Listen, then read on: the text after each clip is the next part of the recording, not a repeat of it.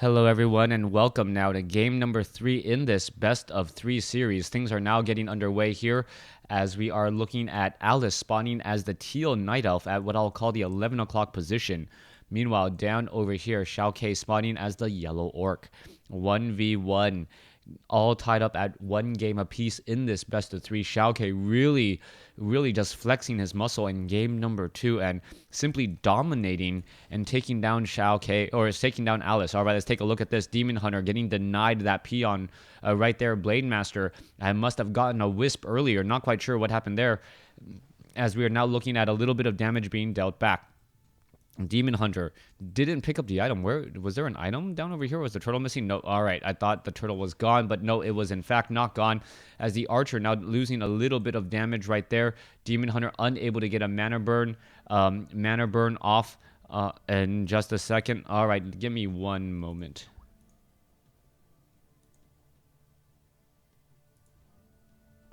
All right. All right.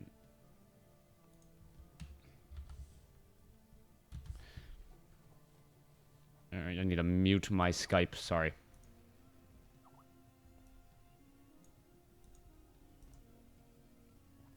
All right, back here. Let's go. Meanwhile, Blade Master now heading back.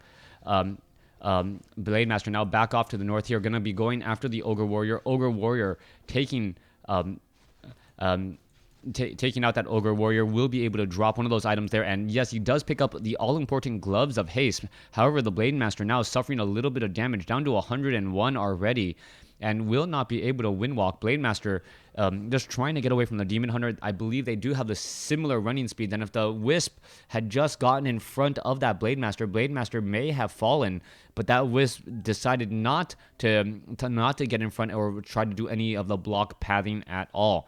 Demon Hunter doing a little bit of chase there, but ended up wasting a bunch of time, as we're looking at archers currently shadow melded out over here. Now, I am expecting a very similar match to what we saw in game number 2, and we'll see whether or not the close spawns has an impact on the game. It almost feels like XioaKK was able to use the further spawning distances to really be wherever his opponent was not, and then easily find his opponent and shut him down when he decided to pull the trigger. Let's go ahead and take a look at this back over here. Demon Hunter may find the Blade Master again, and there is another mana burn preventing the healing once more and any sort of wind walks.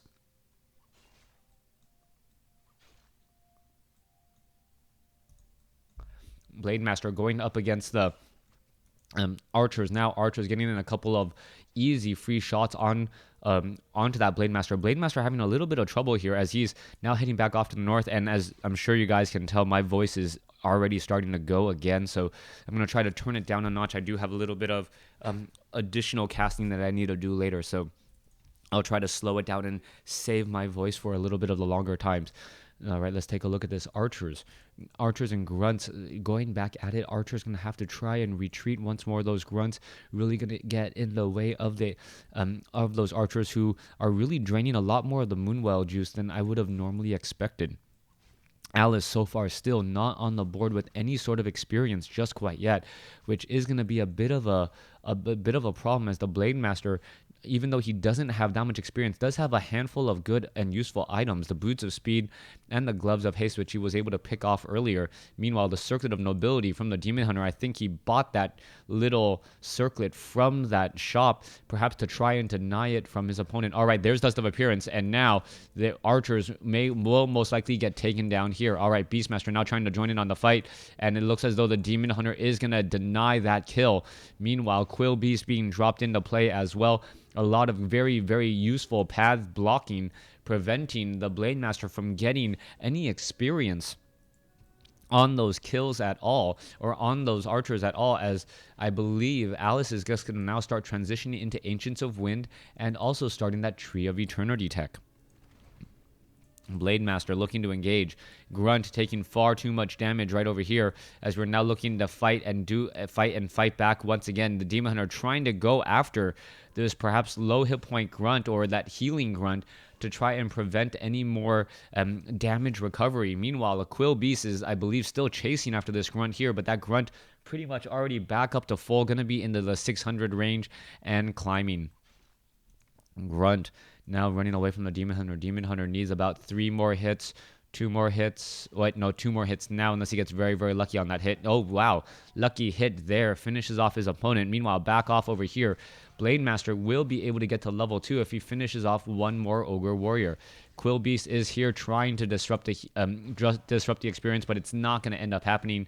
Blade Master finally on the board at level 2 will have critical strike as well. Meanwhile, back off to the north, Demon Hunter going after the Ogre Magi creep camp should be able to clear that out as well. Rune of the Watcher now drops Circlet or Ring of Protection +3, a relatively useful item, as it does scale better than, say, flat hit points towards the later portions of the game.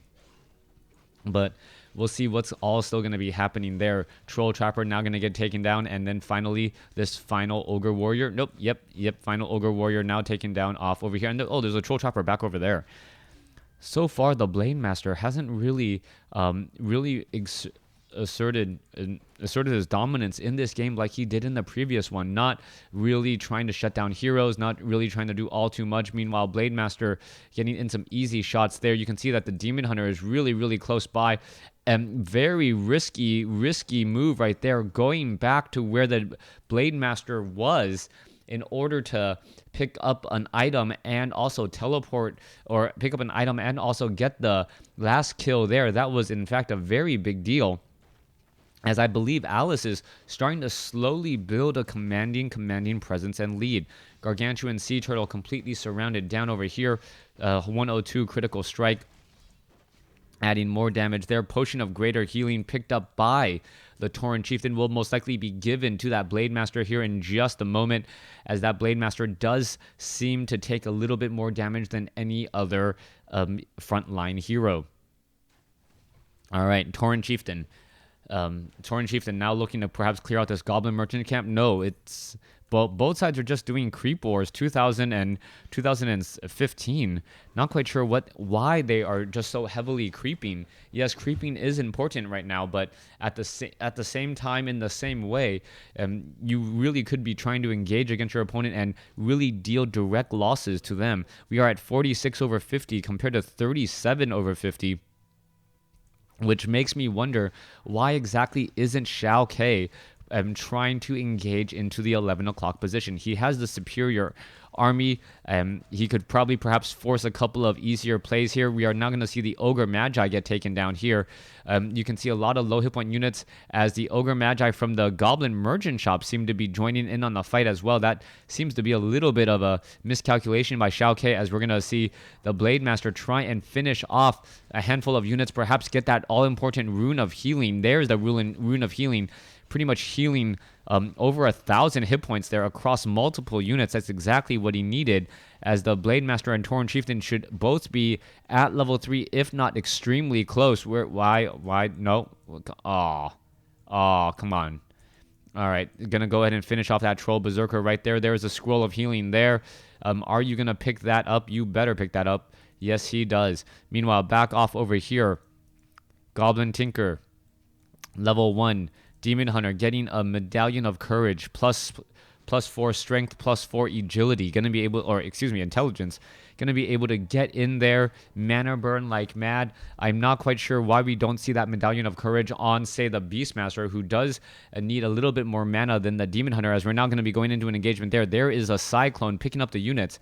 And what's gonna be happening here? It is gonna be dropped back off. No mana burn in time. Wow, no mana burn in time there, as the Blade Master was able to escape that surround.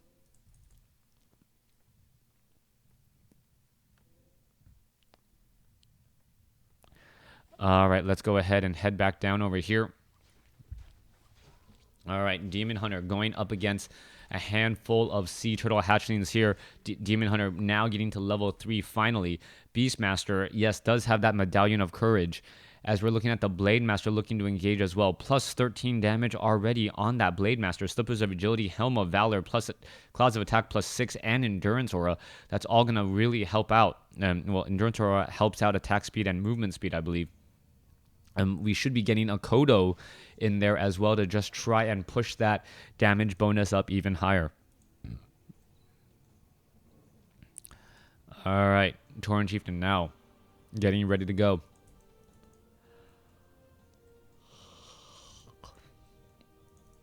Heading back off to the north here, going to go ahead and engage against the Ancient of War.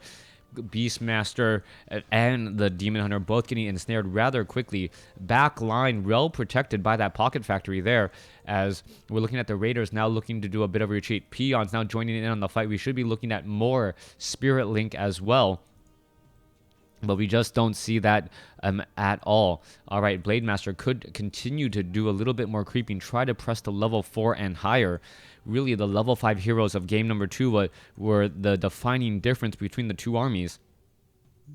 As we're still looking at the Demon Hunter, still engaging off to the front, off over here. All right, let's take a look at this Demon Hunter. Ready to go. Fairy Dragon off over here as well. Back off to the north. It looks like Alice is setting up an expansion at the same time XioaKK is. Both of them ready to take this game into the long term while trying to engage. Tauren Chieftain doesn't have as much mana as he did in the previous game, though. And we saw how effective the Tauren Chieftain was at making it so that those Druids of the Talon just simply lost their will to fight. Druids of the Talon generally back the line or back of the army units, but if you hit them with 2 shockwaves, it does deal a lot of overall damage, draining Moonwells. And those Druids of the Talon don't really want to engage any further until their hit points are healed back up. All right. Here's the engagement. All right, ends justify the means, trying to take down a Fairy Dragon or 2. Blade Master does not have an Orb of Lightning. Here we go. There's the engagement. As we see another quick disenchant now coming into here. Shockwave going across the units. Tauren Chieftain still up in that front line. You can see that the Fairy Dragons are still up there as the Spirit Walkers getting mana flared there. All right, Blade Master currently back now on the down onto the ground using a Potion of Lesser Invulnerability, going up against the Demon Hunter. Demon Hunter using a Potion of Lesser Invulnerability. Both sides fighting. Another Shockwave does roll through, but now we are out of mana and out of pots. So far, Fairy Dragons causing a little bit of problem. Scroll of Town Portal coming across. It will be used in order to get out of there, and the Demon Hunter will be able to escape.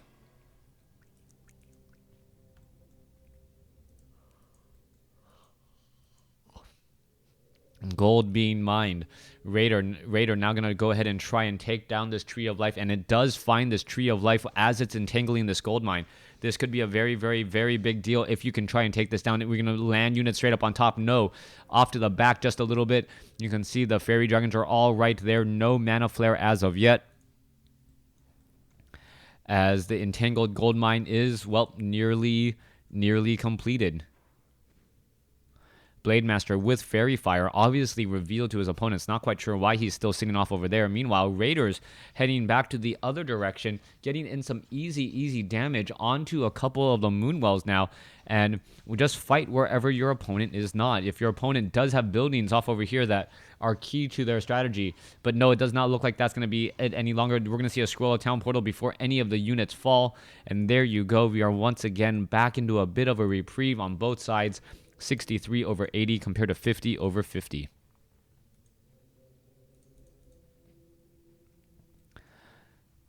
All right, let's continue this fight off over here.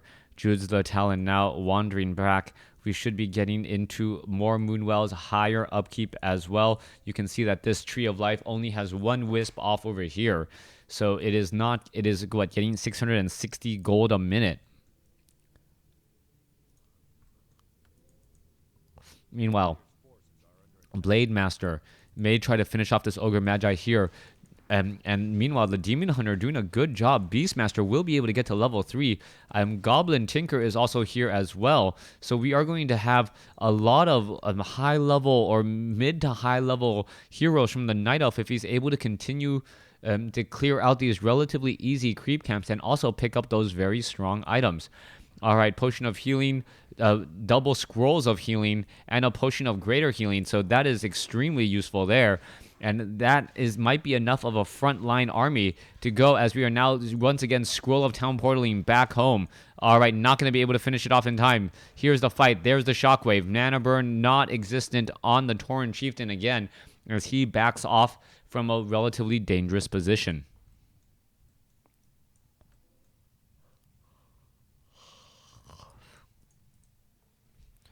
All right. It looks like XioaKK is once more going to clear out the top right-hand side of the map. going to perhaps fight and attack those that tree of life, stop the economic advantage that his opponent is trying to maintain. As the Spirit Walkers will be able to stop this. There's only one wisp here, and that wisp really not going to be worth anything all that much. As there goes the detonation.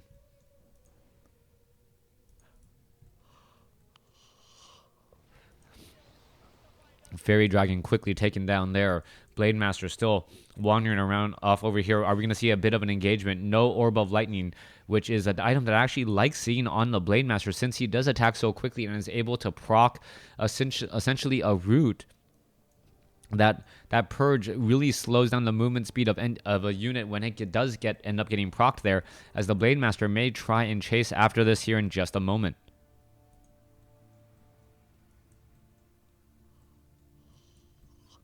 All right. Blade Master now ready to go. There you go. There's the engagement. Ensnare on both of the heroes. Disenchant not hitting the Blade Master, as we now see a Scroll of Town portal underway. Blade Master may need to come back just a little bit, and there you go. Well done. Only losing one Raider in that entire engagement there.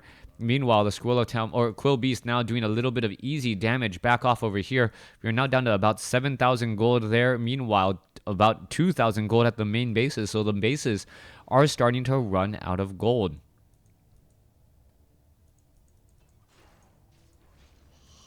Raid are going to try and engage. Not going to be able to stick around for very long. Ends up falling right there. Pocket Factory now done, as the Orc army now coming back the other way. Quill Beast getting ensnared there. 110 point critical strike. Blade Master still seen at level 3. Clockwork Goblins do explode upon death, so that is always something to be worried about. As the archers and the remaining units are now going to be going into a fight. All right, there you go. Blade Master trying to engage. There's an ensnare onto a Raider, and if you're able to constantly pick apart one unit at a time, that may be enough to start getting a victory if you're able to rinse and repeat. Meanwhile, though, you see easy killings coming in so far from the Demon Hunter, as both sides are losing units, but not at a rate which will tell me who's going to be the victor just quite yet. All right, Demon Hunter now trying to protect all of those Druids of the Talon, keeping them in the backfield. Raiders are all right there. You can see a Mana Flare doing a fair bit of damage across multiple units, as the Fairy Dragons are now back up into the air. Bat Riders are going to try and engage. Are they going to perhaps try and take down any of those other units here? You can see them trying to sacrifice themselves. Not going to work at all.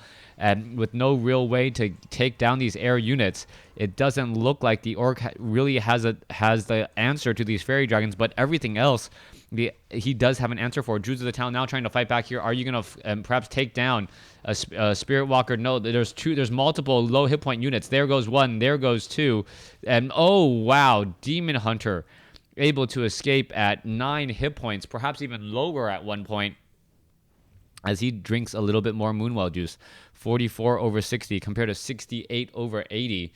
XioaKK's advantage is still continuing to grow, as that economic advantage may become just far too much. All right, let's see what's going to be happening next. Back over here, one Troll Bat Rider taking a little bit of Orb of Venom damage over time.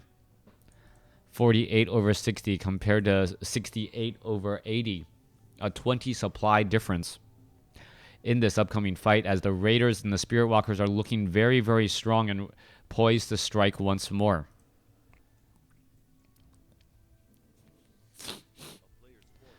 All right, let's take a look at what's happening over here. Blade Master up off to the north here. Tauren Chieftain now ready to go. Spirit Walkers are off over here, ready to go. There's a couple of ensnares to go down. As here we have it. Here we have one Druid of the Talon still up in the front line. Raider finally getting a Spirit Link onto himself so that he does feel a little bit more protected. There's one Shockwave. Tauren Chieftain now sitting at level 4. Has enough mana for another Shockwave. I don't see where the Demon Hunter is right now. Beastmaster now using the Scroll of Town portal. And are we going to see the Potion of Mana turn around? Yes, there you go. Potion of Mana turn around to try and get off a Shockwave, which did terrible, terrible damage to all of those poor clumped up units. Tauren Chieftain Just doing a great job there. Meanwhile, it's going to go ahead and continue to fight here. Torrent Chieftain right in that front line position. It looks like more and more Jewels of the Talons will get taken down. Demon Hunter, I believe he used a potion of healing or somehow healed up a fair bit of hit points there. But XioaKK looks like he's just going to continue this push, and there goes Alice's Demon Hunter, and that may be the game. Everything else is just going to be made of jello, getting dissolved instantly, and that is it. Thanks for watching. Thanks for listening. Hope you guys enjoyed it.